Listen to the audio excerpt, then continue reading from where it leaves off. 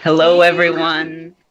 Hi, welcome back to the fourth installment of the Youth4Climate live series. We're so happy you can join us today. We want to make sure that the session is as interactive as possible, so please do turn on your cameras so we can see you on the video wall. And if you're here for the first time, welcome. You can learn more about the series by going to our website, which is youth4climate.live. I'm your co-host, Ahmed Badr. and I am your other co-host, Salina Abraha. And we do have a poll for you all right now. We want to ask you in one word, what comes to your mind when you hear nature-based solutions? And we're seeing these words come in: preservation, conservation, and we can't wait to dive into these topics a little bit more today. And as we go through this hour, make sure you're sharing your thoughts by using the hashtag Youth4Climate Live. And just a little housekeeping, this whole session is also being translated into Italian. So if you want to change the language, you can do that right below. So last month, we had a really important conversation about driving youth action. You can check out an overview of that session on the Lowdown blog, and the link for that will be sent on the chat shortly. Or you can watch the whole episode on our website, which again is youth4climate.live. Ooh, and I'm seeing these results come in from the poll. Thanks everyone who have submitted. We've got sustainability as being a big word, forest restoration, the safety of nature. And we're so excited because the theme for today's episode is driving nature-based solutions. So 2020 has been defined as the super year for nature. And with the high-level summit on biodiversity taking place in New York next week, it seemed like the perfect moment for us to come together and take a deep dive into how we can learn from nature as we implement climate policies.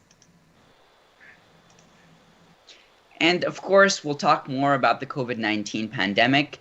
In this particular moment, it's so important to explore the nexus between climate change, biodiversity, and human health, as well as discuss the impacts and lessons learned from COVID-19. And most importantly, we want to hear how young people are mobilizing right now to protect, to conserve, restore, and sustainably use natural resources. To help set the context for today's conversation and to talk about how nature-based solutions fit into the COP26 agenda, we have a special message from the UK's Minister of State for the Pacific and Environment, the Right Honourable Lord Goldsmith. I want to start by thanking the Italian Ministry for the Environment, Land and Sea and all the partners who have organised today's event.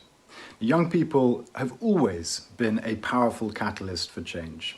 And in fact, we've already seen the impacts of countless demonstrations in recent months on politics right around the world. There are 1.2 billion young people living on the planet today, and protecting it for your future is just another reason to act with urgency. Our land and seas, from forests and wetlands to the fields where we grow our food, and the seas, lakes and rivers where we catch fish, are the source of all life. And it's not just an academic observation. That dependence that each of us has on the natural world is very real. Indeed, it is total. Well over 1 billion people, for instance, depend directly on forests, the same forests that we're destroying at a rate of 30 football pitches per minute. Well over 1 billion people depend on fish as their main source of protein, drawn from fisheries around the world that are being rapidly exhausted. On so many levels, what we're doing to the natural world is the most urgent issue we face. We cannot, for instance, tackle climate change without ramping up our efforts to protect and restore nature on an unprecedented scale. But despite that, just 3% of global climate finance goes to nature-based solutions. So under our COP26 presidency, we will build alliances to ramp up political and financial support for nature-based solutions, to safeguard livelihoods and the blue economy, to reverse climate change, and to protect and restore the critical ecosystems and the rich biodiversity that they support. We'll build on the foundations laid at the 2019 UN Climate Action Summit, working with a coalition of nations, businesses, and civic organizations, all committed to scaling up nature-based solutions and, crucially, to matching our actions with the scale of the crisis. And alongside support for nature, we will identify and shift those incentives that are driving its destruction, like perverse land use subsidies, for instance. We will use every lever available to us to tackle, for example, deforestation caused by agriculture. Now, we know this can only be done in partnerships. All of society, countries, business, civil society, farmers, indigenous peoples, and youth groups will need to work together to generate unstoppable momentum, to provide real leadership for a green and resilient recovery that delivers on the promises of the Sustainable Development Goals. So we need your help. You are not only the future, you are also the present. And we want to continue working with you, with your friends, your families, and your communities to protect this planet that we share. Thank you so much for what you're doing.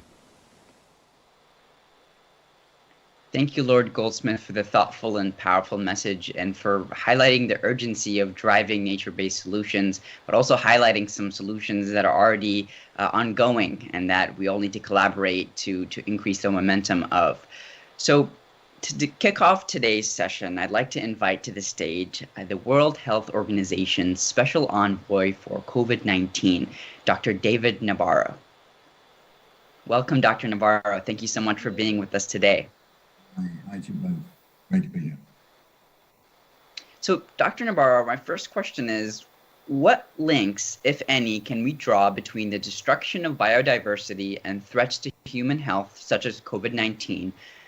And are there any lessons learned from recent events that can be integrated into green recovery plans or other policy documents? Thanks very much indeed. Could I just spend a really short time, perhaps 1 minute, just talking about this new virus? I just want to stress that it's not going away anytime soon.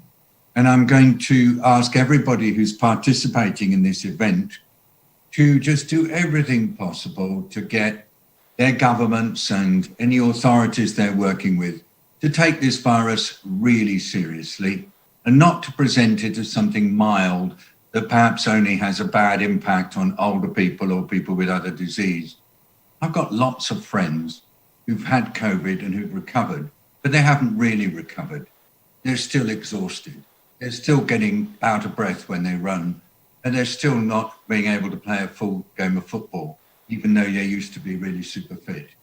So I'm just asking everybody, take COVID seriously.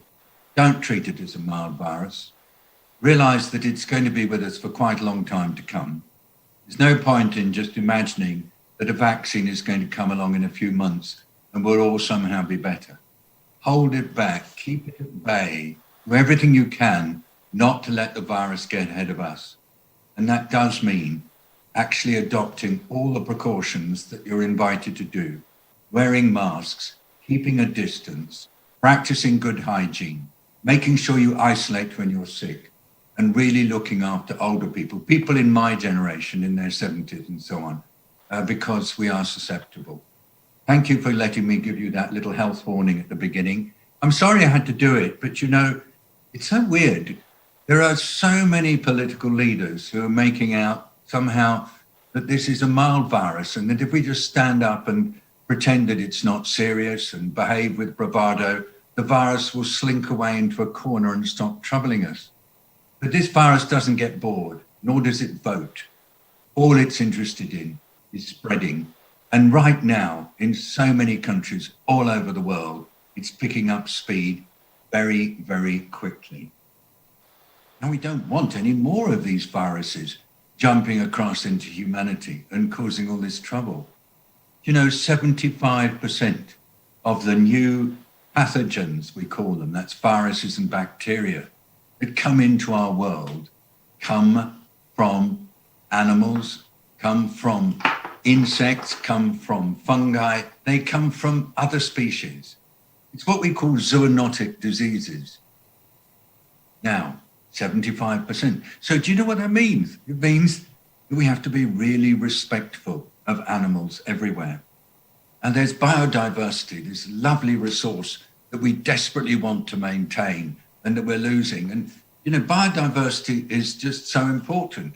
But if we go and dig roads and put them right through forests, if we go and trap wild animals and then put them in cages and sell them for food or for exotic pets, we're actually creating a major problem for ourselves.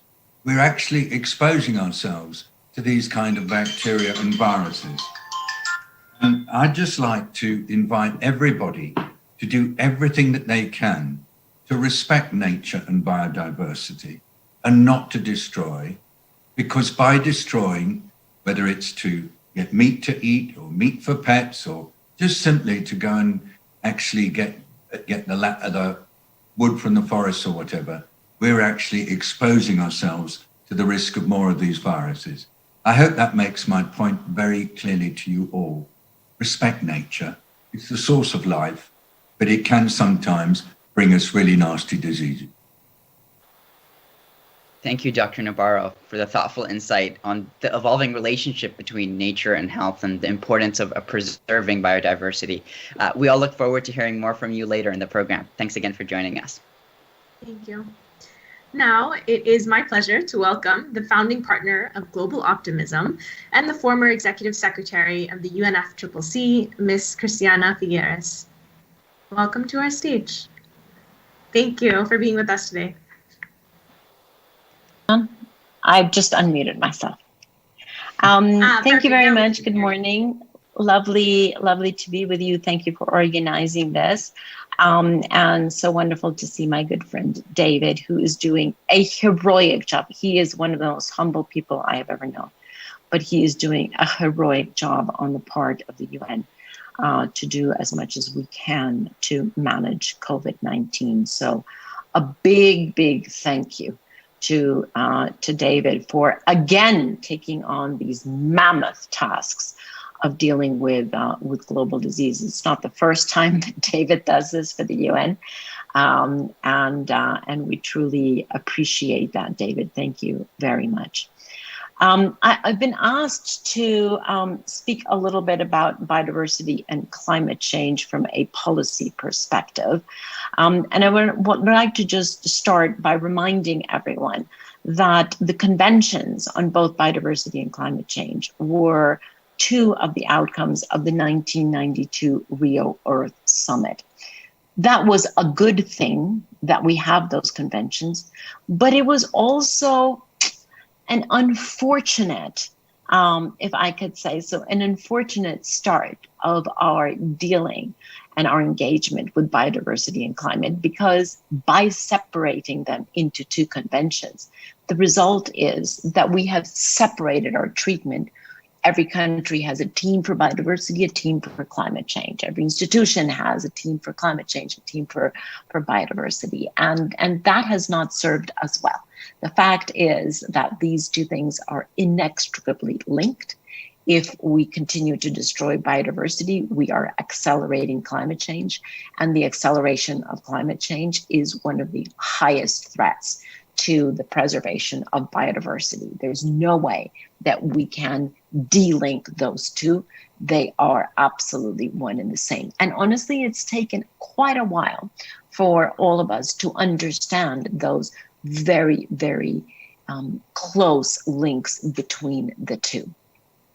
Now, it's quite ironic that 2020 was planned as a super year for climate, a super year for biodiversity, a super year for oceans. It was meant to be a super year for nature. But, I've often heard the saying, if you want to make God laugh, just make a plan. And that was our human plan, a 2020 super year for nature. And the humor of that is that nature decided to make it a super year for humanity, for us to learn the folly of our delays and of being blind to the very close interaction between biodiversity and climate. So if anybody remembers, and maybe those who are listening are too young, but if anybody remembers, this very year, we began with fires, floods everywhere. fires in Australia. We now have fires in California. In between there, we had fires in the Amazon, fires in Siberia. It has been the year of mammoth, unprecedented fires. And we have had floods that are unprecedented. And we were hit by this pandemic that has caused such immense human suffering. So I am celebrating that one of despite the pain, and I take Dr. Navarro's warning at the beginning of this, of taking this virus very seriously for our individual and our collective human health. And at the same time, I am very sensitive to the pain, the health pain that so many have experienced, and to the fact that we have millions of people who are jobless and millions of families who are really having a very, very difficult time without their expected income. So we cannot minimize that very painful situation. At the same time, we have to be able to hold that reality in equal standing with the reality that we are learning lessons from this pandemic that will help us as we address other global threats, such as climate change. And it is one of the main and most urgent lessons here is that we actually don't have the time or the resources to deal first with the health issues, then with the economic recession and the economic paralysis, then with biodiversity, then with climate, then with inequality. We just cannot do that.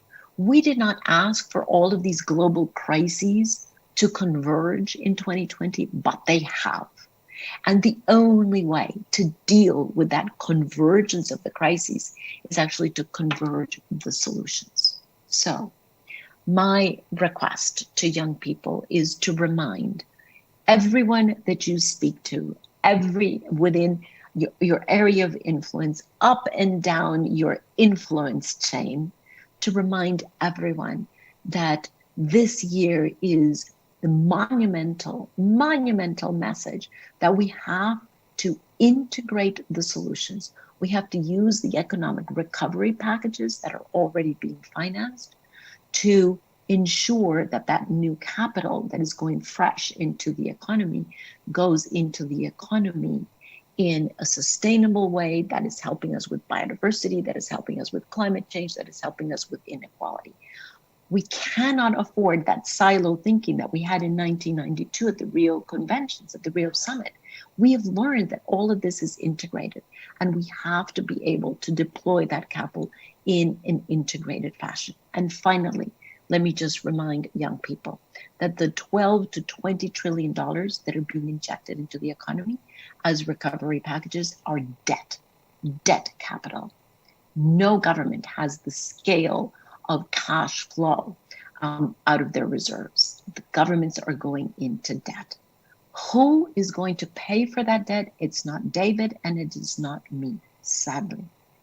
That debt will be paid over time by young people through your taxes. So the lesson is, and the warning that you need to raise to everyone is, if you are being put into debt about something that you are going to pay, you better make sure that those in charge that are making decisions are investing that money to your benefit and not to your detriment, either because of the disappearance of biodiversity or because of the acceleration of climate change.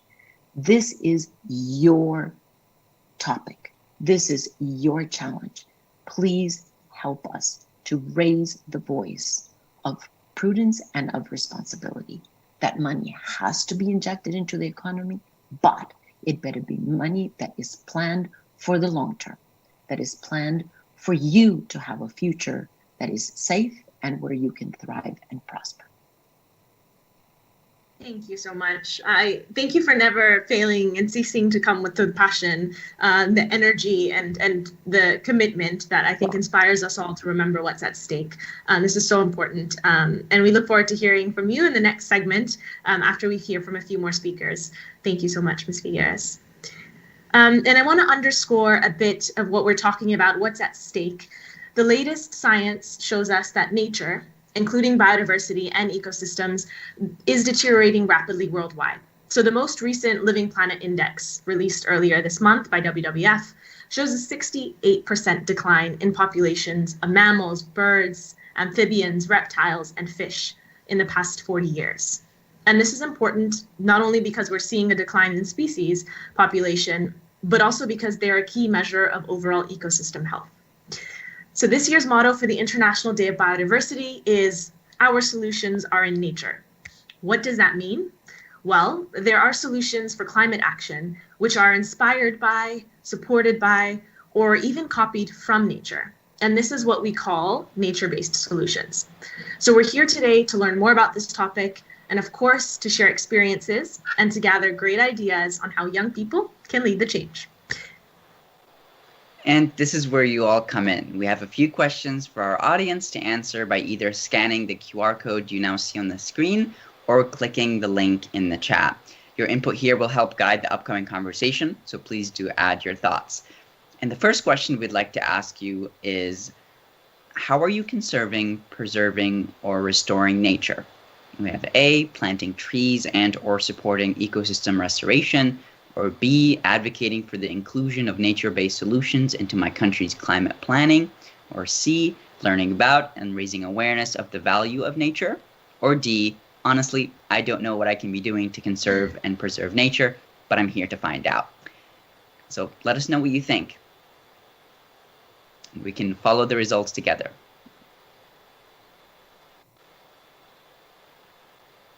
I'm just trying to read this. This is fascinating. Yeah. All right, the biggest chunk looks like learning. Learning. Yeah. It just underscores, I think, that what this series is trying to achieve, and I think just the importance of the storytelling end of things, right? We have to learn about, but also raise awareness, and it's a kind of a two-pronged approach. Yep, and so many advocates also on into integrating this into country's climate planning. And the great part is we have our speakers who have a lot to say about these results, the roles that they've played, the actions they're taking. So I'd like to give them a chance to come onto this stage. So we're very excited to welcome Vanessa Nakate from Uganda, Archana Surang from India, and Claudel Petri de Rose from Canada. Thank you so much, everyone, for joining. Welcome. Hi. Thanks so much for joining us. Would also like to welcome back Dr. Navarro and Ms. Figueres. I'm really looking forward to this conversation. Hi, everyone. So I think before we dive in, we'll just start off with a few introductions for our speakers. Welcome to our big stage. Absolutely. So Vanessa is a youth climate justice activist from Uganda, and she was recently appointed as a UN Young Leader for the Sustainable Development Goals.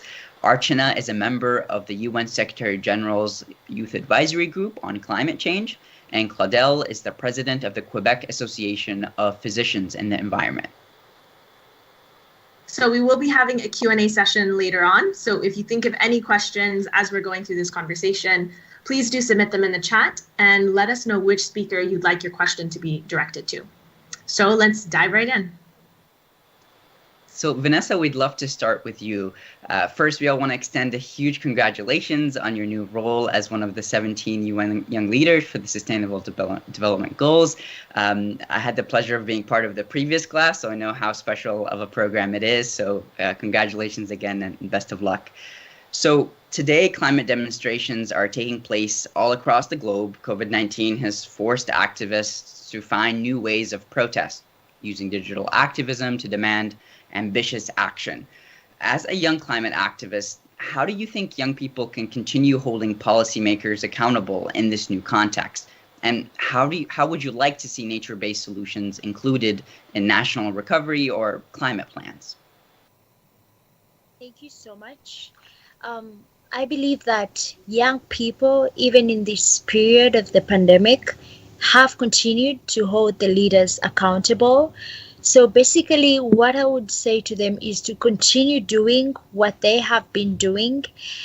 Today we had the global climate strike across different parts of the world, and I already did my strike. And even in this pandemic, we have been able to hold the leaders accountable because our planet is in a mess.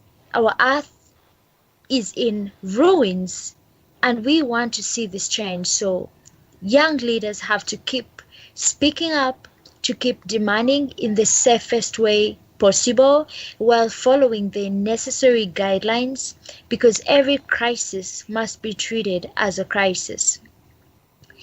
And when it comes to nature-based solutions, I feel like the potential of nature-based solutions hasn't yet been fully unleashed to the public and to the leaders. We lose the fight against climate change if we do not involve nature. I believe that restoring our ecosystems, protecting our ecosystems, sustainably managing our ecosystems will help us in reducing on the emissions in the atmosphere. So now is the time for the young people, for everyone else to start speaking about the nature-based solutions. And it isn't just about the forests, there is more to it. The wetlands, the peatlands, the mangroves, among others, the coral reefs. So it is really a very, very wide topic. And I think these are solutions that will help drive our planet to where we want it to go. We cannot fight climate change without nature-based solutions. Thank you so much, Vanessa, again for highlighting just the importance of young people in this mission and in this journey, and also just highlighting what we've already done, what we're already doing, but also what we still need to do. So thank you so much for that intervention. Yes, and thank you so much for continuing to strike even now. We want to move now to Archana. We also have some congratulations for you on your recent appointment to the UN Secretary General's Youth Advisory Group. And we also hear you've been selected to give an opening statement at next week's UN Biodiversity Summit. So congratulations for all that success. We wish you the best. And first, we'd love to hear a preview of what you plan to tell decision makers next week at the summit. And then second, based on your perspective as a climate leader and a member of your indigenous Korea tribe, how do you think that young people are currently driving nature-based solutions? Johar, everyone. Thank you so much for this opportunity. First of all, I'm glad that I have received an opportunity to address in the Summit on Biodiversity. I would be raising 3 pertinent issues in the Summit on Biodiversity. One is that, yes, we indigenous communities are protecting the nature and forest, but we'll be able to continue to protect the biodiversity only when we feel secure, for which it is important to respect, recognize and enforce our rights over our land and forest. Second, I feel there's a need to revisit our approach and ambition on conservation and protected areas. Doubling protected areas to cover 30% of the globe, as some want to see in the post-2020 global biodiversity framework, is something which will lead to immense human right violation. And it could lead to the biggest land grab of the world history, and for which I feel the indigenous community needs to be the leaders of biodiversity conservation, not victims of it. And third, I would like to emphasize is that we youth are and will be facing the impacts of biodiversity crisis. Despite this, we are marginalized, unrecognized, and underrepresented in decision-making spaces. More proactive steps are the way forward to ensure intersectional and intergenerational equity. And talking about my Kharia tribe and the youth, what they have been doing in terms of the nature-based solution is that I would start about talking about my Kharia tribe. which I belong to, is that the community members of Khadia tribe are no longer living in a homogeneous nature. Rather, they're living with all the other tribal communities as well as. And talking about my name, which is Archana Soreng, the meaning of my surname in my Khadia traditional language means rock. And there are other surnames which is Ba, which means paddy. There are other surnames which is Kullu, which means tortoise. There are other surnames which is Kiro, which means tiger. So when we say that, nature is a life and identity, we really mean it. And we have the element of nature in our name as well as. And talking about our nature-based solution, we indigenous communities over the years had deeply rooted and intertwined with the nature, whether it is agriculture practices, whether it is a spiritual beliefs, whether it is our food habits, whether it is a healthcare systems also. I would like to say that my father was a indigenous healthcare practitioner also. Today he's not with us, but what I remember from him is that he was not a professional healthcare, in terms of the degree, but he learned those indigenous healthcare practices from my grandfather. And that is how the importance of transition of this traditional knowledge and practices comes into. And that is why it is important for we youth, indigenous leaders also, to go back to our leaders and go back to our elders and learn from them these traditional healthcare practices, agriculture practices, and food habits as well. And then talking about COVID-19, I strongly feel that the indigenous communities where the where the rights over the land and forest were recognized, were more resilient, as per my research study also. And one of the thing which I witnessed is that they were much more in a safer space in terms of the food security comes into picture. And that is why I feel when we are talking about post-COVID recovery, the nature-based solution needs to be emphasized, and indigenous community needs to be the main stakeholders in the nature-based solution. And free, prior, and informed consent should be the guiding principle in nature-based solutions, and local institutions needs to be empowered. And having said that, I would like to also highlight one of the challenges related to nature-based solution is that when we talk about nature-based solution, it is often termed as afforestation programs. And as I have seen in my own area also, as I'm from an industrialized area which has high number of industries, extractive developmental projects, in order to compensate the industries which are being set up, the afforestation programs are being pushed forward. But the afforestation programs are violating our rights over our land and forest. The species which are being planted in the name of afforestation is highly environmentally damaging and also destroying the food security of the indigenous communities.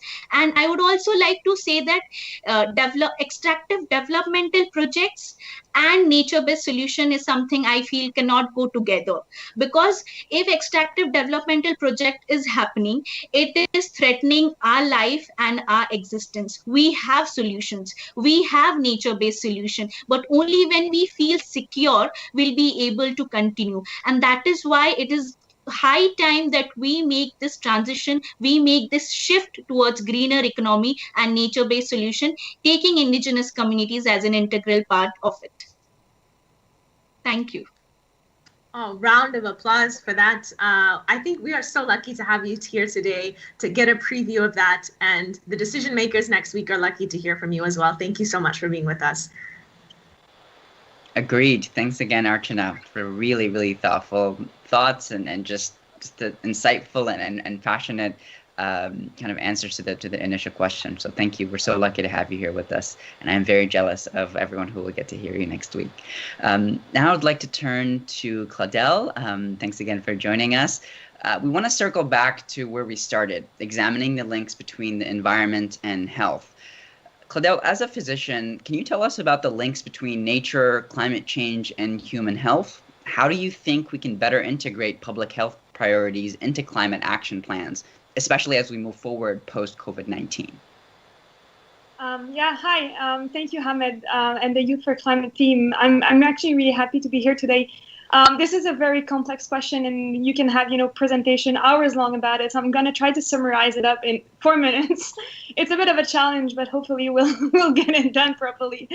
I'm a young physician, and for the last couple of years, I've been trying to better understand the links between climate change and health and nature. And in a very simple way, and COVID-19 aside, climate change is actually the biggest threat to health of the 21st century. It will be responsible to an excess of 250,000 deaths by year 2030. So that's in only 10 years from now. And those deaths will be mostly from undernutrition and infectious diseases. It is important to understand that health is not only the absence of disease, it's also a state of physical and mental well-being.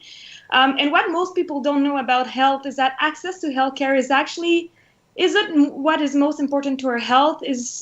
Doctors are often not happy to hear about this, but healthcare services are responsible of only about 20% of our health. The rest is social and environmental determinants, such as the air we breathe, the food we eat, the places we live, and how much money we've got. And so that's why climate change is particularly dangerous for our health. We have to see it as, a risk amplifier. It threatens every single determinants of our health in every single countries across the world. And people are also often surprised to hear this, but even here in Quebec, in Canada, in the Northern Hemisphere, we are not, we still face the risk of climate change. We're not spared. Climate change increases the risk of extreme weather events, and as we highlighted before, events like floods, hurricanes, heat waves, droughts, wildfires, it makes it more difficult to breathe. It stresses our heart and our kidneys. It triggers depression and anxiety. And so, it creates a global instability, and, it forces even some people to leave their homes.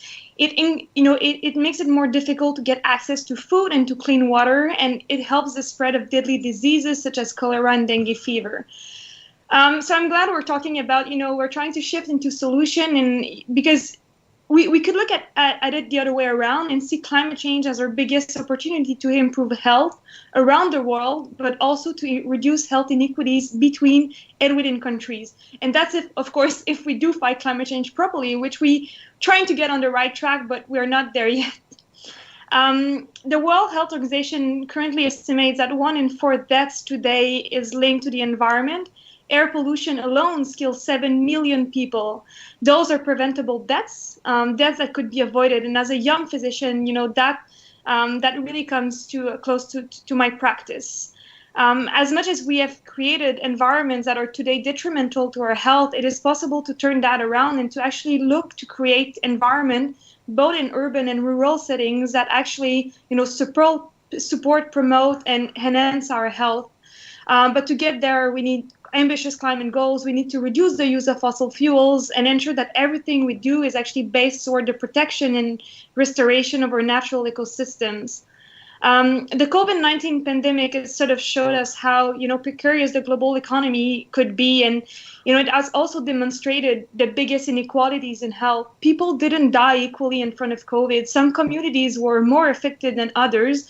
And sadly, those communities are often the same one that face the biggest burden of climate crisis. And now we have the opportunity to build back better. Government are looking at ways to spend thousand amounts of money into sustainable solution, and it's sort of up to us to tell them what this healthy recovery looks like. Just to give you an idea, at CADE, the Canadian Association of Physicians for the Environment, where I work, we have produced a report showing that in Canada alone, a healthy recovery could create 1.3 million new green jobs and save 100,000 lives. Those are the opportunities that we currently have at hand, and I don't see why, I don't see a valid reason why we would miss that out. And so what are those solutions? What did we put forward? And, nature was a central piece in our report. And for instance, in cities like Montreal, where I live, if we do get a proper green cover, so if we actually plant trees and gardens and, bike paths in the city, we could reduce air pollution, because trees are, amazing. They can, they capture over 3,000 pollutants in the atmospheres, and they also protect us from the deadly heat islands. And some, more interesting literature in medicine shows us that, nature and trees can help reduce anxiety, obesity, diabetes, and even some cancer. And so this is particularly exciting because, non-communicable diseases are the leading cause of deaths worldwide. And so as a WHO in their Healthy Recovery Manifesto, they reminded us that COVID-19, really, really highlighted the intimate relationship that we do have between, us people and our planet. And we need to better recognize that moving forward. And, nature in its in its beauty and its uniqueness can be very inspiring, and I think can lead the way into a healthy path forwards in the coming years. Thank you so much, Claudel. And one thing I think that's really important that you highlighted, among many things that you highlighted that are very, very important, are kind of this idea that, integrating public health priorities and driving nature-based solutions, both processes are synonymous, and one amplifies the other. And I think the more we realize that, the easier our path will be. It's going to be a tough one regardless, but I think it will make it a bit kind of more realistic and a bit more intersectional, as Ms. Figueres mentioned earlier. Intersectionality comes up every episode in some way, shape, or form, and that only just highlights its importance. So thank you so much for that intervention. Maria mentioned in the chat, for nature-based solutions, it's important to foster intergenerational collaboration and mentoring so the traditional knowledge learned through generations could be sustained and used. I couldn't agree more. I think the intergenerational component of this is really, really key. And again, it goes back to the storytelling and the advocacy. We have to be able to advocate not just as young people, but for folks that may be older and even younger than us. So thank you so much, Maria, for that intervention and for that comment. And if you have any more comments, please do just send them in the chat. Yes, thank you to our wonderful speakers. We are getting some great insights from the audience. Thank you, Maria, Zoe, who's talking about the dialogue between people and government on how climate affects the economy, and how that could then affect the current debt and future debt that may come. Jacob, who's underscoring that the future is for all of us, we can leave no one behind.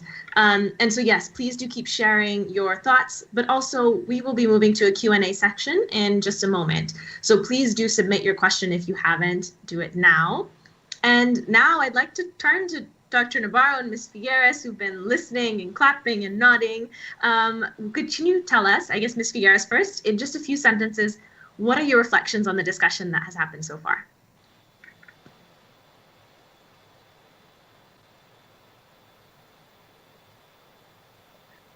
Well, here's my conclusion. Thank God.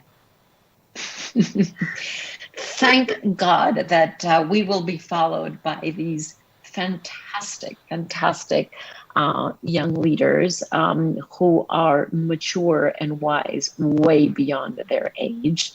I've always known that future generations, because I see it from my own daughters who are in their early 30s, they're just the capacity to analyze and take draw conclusions is so much quicker than ours. I think maybe, David, it's because our brains are losing cells every day. Isn't that true from a medical perspective? That once you get to a certain point, don't we lose cells? We do. You're confirming that as a doctor. We can't hear you. We're aging all the time. It's very unfortunate. Yes. Well, what the fortunate thing is that while we're aging, the young people are coming up, and it's just, honestly, it is so heartening to know that there is this degree of passion, of understanding, of wisdom that is coming out. Having said that, let me warn you that I do not participate with those older people who say, thank God the young people are going to save us, because I don't think that that's fair. I think that there is still a huge responsibility on the shoulders of those of us who are still sitting, perhaps way too long, at the tables of decision, and that have more influence for whatever reason. There's no way that we can walk away from our responsibility and simply hand it over to future very capable generations, because I don't think that that's fair. I think that it's our responsibility to still make sure that we get at least on the right track. We are totally heading in the wrong direction. I think it's our responsibility to at least change the direction of travel, which doesn't mean that we're going to solve things, but at least change the direction of travel so that then young people can get on a different trajectory and take us much farther and much further. But I would be very interested to hear from our three young women. What do you think about that? Because my sense is it's irresponsible to say, okay, thank God, these are brilliant women. In this case, all three women. Nice about that. These brilliant women, therefore, I'm going to step back and turn over my responsibility. But I would love to hear from you. What do you think? Where do you think the responsibility of our generation, David and mine, to what point do we still maintain a responsibility? And at what point do we hand over the baton to your much more capable hands?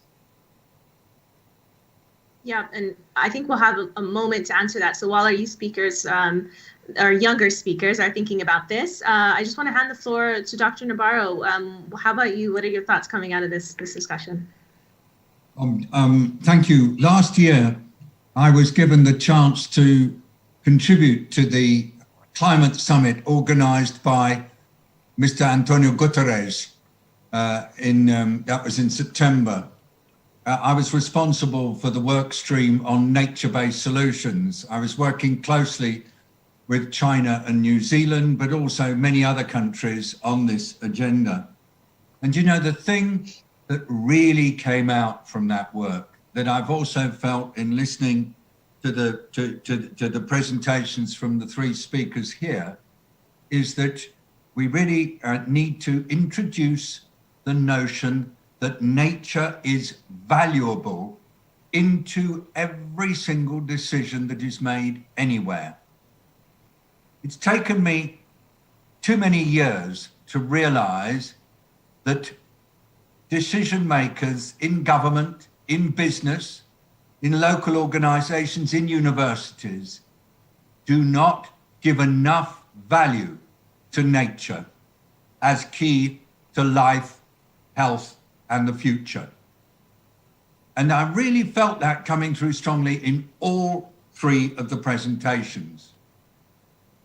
And it was lovely, actually, that Claudel mentioned the WHO manifesto it's titled Prescriptions for a Healthy, Clean Recovery. It's on the website of the World Health Organization. If you can, please look at it, because it's really giving us 6 messages. I'm going to give you them in super quick language. 1, value nature because it's the key to life everywhere. 2, make sure that all energy is natural. Number 3, make sure that food and agriculture respects nature. Number 4, bring nature more into cities. Number 5, make sure that nature is always underlining resilience because it's so vital to help particularly poorer communities as they cope with some of the stresses they face.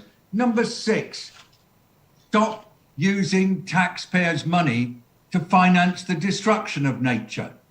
That is totally unacceptable. Let's all stand up for that. I'm doing my best. I feel that as somebody who has some contact with leaders, I have to go on. And it's really great at the Biodiversity Summit next week. There's going to be a real effort to get world leaders to stand up for nature and say they're not going to do this anymore. And I would love it to be just a really strong platform of every group of young people, every group of students in universities and in schools, and always calling leaders to account to say, prove to us that you're not destroying the nature that is key to the earth that we're going to inherit. Thank you for the inspiration. I could say more. I was so delighted. And I love it that I, as dad, was showing how to heal using nature. I've learned so much from you. Thank you. Thank you so much. And just before we launch into questions and an opportunity to go into dialogue, we have a special video message that we'd like to share. So please do allow me to introduce Her Excellency Maria Angela Zappia, Italy's ambassador and permanent representative to the United Nations in New York. I truly welcome the opportunity to take part in this Youth4Climate live series. It is inspiring to see so many young people engaging on vital issues for all of us and for the planet. This is a priority for Italy, especially as we prepare for COP26. Nature-based solutions are essential to reverse climate change. Only by radically transforming our approaches to production and consumption will we be able to rebalance our relationship with the planet. The dramatic blow of the pandemic is yet another call to act now. We have no time to waste. Italy is promoting vocally a better, more resilient and sustainable recovery with the 2030 Agenda and the Paris Agreement as our compass. The health emergency has exposed the connection between global health, biodiversity loss and climate change. Health and the environment are global public goods that we must protect through a coordinated multilateral action. As the incoming presidency of the G20, Italy will put them at the core of its agenda for people, planet and prosperity. Italy is among the promoters of the new Pledge for Nature that will be adopted on September 28th and has actively contributed to the incoming Summit on Biodiversity. At the 2019 Climate Action Summit, we put forward a flagship initiative on green energy transition and participated in the Coalition on Nature-Based Solutions. Italy's multifaceted action builds upon our experience in protecting the huge environmental heritage of our country. The green transition lies at the heart of our national COVID-19 recovery strategy, in line with the high ambitions set out by the EU Green Deal. We have created a knowledge platform on climate and a committee on natural heritage to mainstream ecosystems-related consideration of all stakeholders in decision-making processes. We will continue to promote the inclusion in climate action of all vital forces, including young people. Last December, we successfully organized the first ever youth COP of the Barcelona Convention for Environmental Conservation in the Mediterranean. Now we are working to make your voice heard at the global level. As we look forward to the Youth4Climate event in Milan, we count on your passion and on your continued action for accountability and real change. Indeed, you can be the drivers of the change we all need. Thank you. Thank you, Your Excellency, for your message. It was also recently announced that Italy, as part of its G20 presidency, will be hosting the Global Health Summit in 2021. It's very exciting news, and the summit will hopefully chart a course towards a better future for our generation and those to come, and to bring together these topics we're talking about today. So, Ahmed, shall we kick off the Q&A? Let's do it. And so while our speakers come back on screen, I just want to thank you all so much for all of your great questions. I wish we had time for all of them, but if we didn't get to yours, please do ask our speakers on social media. You'll be able to see their handles in the chat.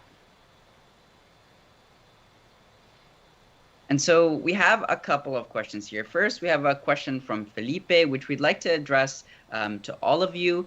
And that question is, what are some of the best examples of nature-based solutions? You know, you're all working to drive and mobilize support for nature-based solutions in your own respective professions. What are some examples you've encountered through your own work? Maybe in a couple of sentences, we can start with Dr. Nabarro and then go on from there. Thanks very much indeed. I go to Costa Rica, Cristiana's country. What they've done there is they've made certain that they budget for nature and they value nature in the national budgeting. They brought together the ministry responsible for energy and the ministry responsible for environment. They've created sustainable tourism and nature-based agriculture. Their example is being picked up by more and more countries. They're not alone. Perhaps there are about 30 countries now following suit. Let's push more and more countries to value nature properly within their national budgeting. Thank you. Thank you. And to our younger speakers, there's also an opportunity if you want to answer Christiana's question. We are running late on time, so I think this is the best time to get into all of it. Claudel, do you want to go next? Yeah, and I go back to something that I referenced during my intervention, but I think there's two core, as a physician, there are two things that are quite important for me when it comes to nature-based solution. One of them is making sure that our cities are actually environment in which nature has a big role to play. That means ensuring that we have at least a 40% green covers, and that could mean from creating parks, bike paths, community gardens, green roofs. You know, there's plenty of room for us to be creative, but we need to ensure that we have trees in our city. And the other thing is to make sure that people actually do have access to nature. Especially in some countries, you know, nature could be seen as far away from cities, but, you know, and hard to access. But we need to make sure that, you know, either by creating national parks and by ensuring that we create areas that are preserved from, you know, industrial consumption, people have access to them. And not only people that have the financial capacity to do it, but, you know, equitable access for everyone in the country or the region. So I would, you know, those are two things that I think are very good for our health and to protect the environment. Thank you so much. Vanessa, what are your thoughts on this? I think it's really important what Claudela said, because I remember in school, the times that you would get to see a game park was during a school trip that happened like once in a year. So I think this needs to change so that people can have that easy access to nature, to wildlife, by being creative, as Claudela said, having urban forests, having game parks within the cities, because many times we know game parks to be in really far places.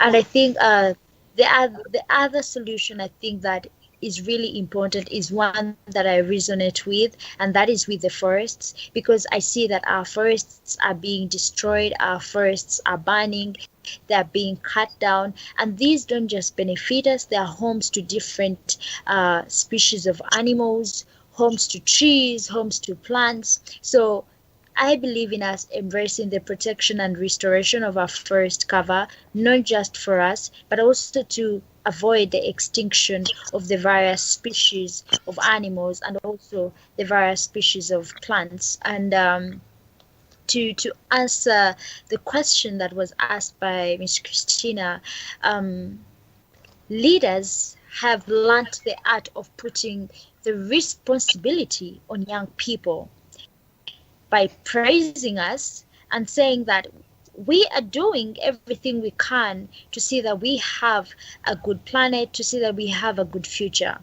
Unfortunately, they only stop at these praises, and this puts all the burden on the young people, because you find that even on every panel that you're on, they're asking, what should the young people do? What should the young people do? What are they doing? The question should be, what are the leaders doing? What should they do? Everyone is putting the responsibility on the young people. I believe that children have to be in school, they have to be playing games, they literally have to be having fun, enjoying their childhood, not being worried about a catastrophic present and a really scary future. So the responsibility goes back to the leaders, who are the adults. Enough of making the children and turning children into adults in the room. We really need the leaders and the adults to really just be the adults, please. Yeah. Thank you. Ms. Figueres, would you like to offer your reflection? Well, very clear. So thank you very much for that confirmation. It is the way that I feel, but I really just wanted to hear from you, because it's a difficult balance to open the conversation for young people, who always bring very, very good ideas and suggestions. But as Vanessa said, not put the burden of the responsibility and the decisions there. We've got to, as she said, act like adults. And sadly, there are few adults around the decision table these days. However, David and I continue to push. Thank you. And I want to give the final floor to Archana. What are your thoughts, whatever question you want to answer, final reflections for us all? Thank you. My intervention in terms of plastic pollution. So we indigenous communities make leaf plates out of leaves, which is an alternative to use and throw plastic plates. We are also making water bottles out of vegetables like pumpkins and bottle gourds. So the vegetables, we are eating it for a livelihood, but the outcrust of the vegetables are also used as water bottles by drying it up. And we are also making mats out of leaf, and we are also making pots out of clay. So these are certain commodities which are alternative to plastic pollution. And I feel these commodities needs to be emphasized and seen as a way of green recovery, and for which I feel the government and the decision maker needs to invest on this and promote these practices of the indigenous communities so that they earn their livelihood as well. And talking about Ms. Christina's question on, how do we work together? I strongly feel that we need to rethink who are experts. For me, my indigenous leaders are the ones who are illiterate by the formal education, but they are the experts. So I feel the knowledge which is coming, irrespective of age, irrespective of gender, and irrespective of any barrier, the knowledge and wisdom needs to be respected, and we together need to come together for an intergenerational dialogue, because we need your experience and we need our eagerness and our promptness and our desire to work for our nature. So I think it should be a collective action wherein we are having our elders and youth together working for climate action. Thank you so much. And thank you everyone for your time. This is a conversation we could have forever, but unfortunately we don't have all of that time. So thank you for being with us today. And let's keep the conversation going through to the UN Biodiversity Conference in Kunming, China next May. And so what we'd like to do now is we have a special message from young people in China about their expectations for next year's summit. So let's hand it over to them to watch this video. Hello, my name is Yu Ling and I'm 29 years old. As a young person and a Chinese, I'm very excited that COP15 will be held in Kunming next year. And my expectation for this event is that it can have real impact on people's daily life. I think the post-2020 global biodiversity framework needs to be communicated to and owned by the widest audience possible, so that people can enjoy a higher level of biodiversity exposure and be part of the solution for biodiversity loss. Hello everyone, my name is Wang Lei. I'm 25 years old. Now I'm very lucky to participate in preparation for the CBD COP15 and negotiation of the post-2020 global biodiversity framework. Like myself, more and more young people in China from all kinds of backgrounds are actively paying attention and contribute to conserve nature and biodiversity, as you can see in these pictures. I'm looking forward to adopting the blueprint of the post-2020 global biodiversity framework in CBD COP15, which will lead us all to take actions right in this urgent time. Hello everyone, my name is Qian Lu and I'm 25 years old. 2020 is the super year for biodiversity, and the youth in China have made their own contributions. With their efforts and aspirations, young people are dedicated to promoting the implementation of the CBD, carrying out projects and researches on biodiversity, and mobilizing resources to raise social awareness on biodiversity conservation and climate change. CBD COP15 will be held in Kunming, China, where the youth will have massive opportunities to be more engaged in decision-making process and voice their opinion on biodiversity loss and conservation. Our solutions are in nature, and our future lies in the youth.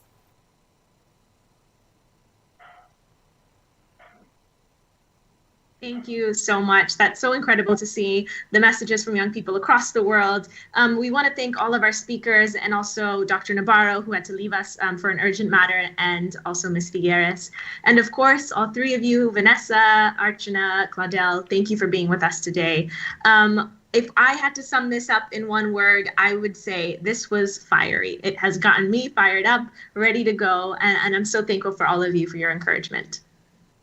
Yeah, same here. I would say energizing, fiery, all the synonyms to what Selena said.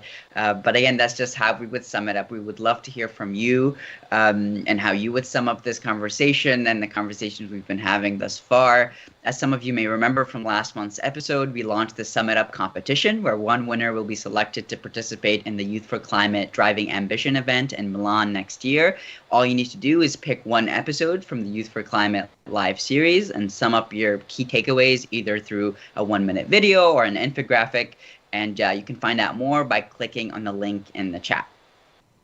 We can't wait to see which episodes you choose and to sum up.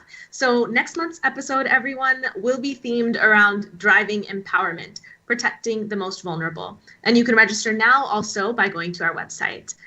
We hope that you all found this session super inspiring, and we'd love to hear more of your thoughts. So let's continue the conversation online. And please turn on your videos if you haven't so that we can say goodbye.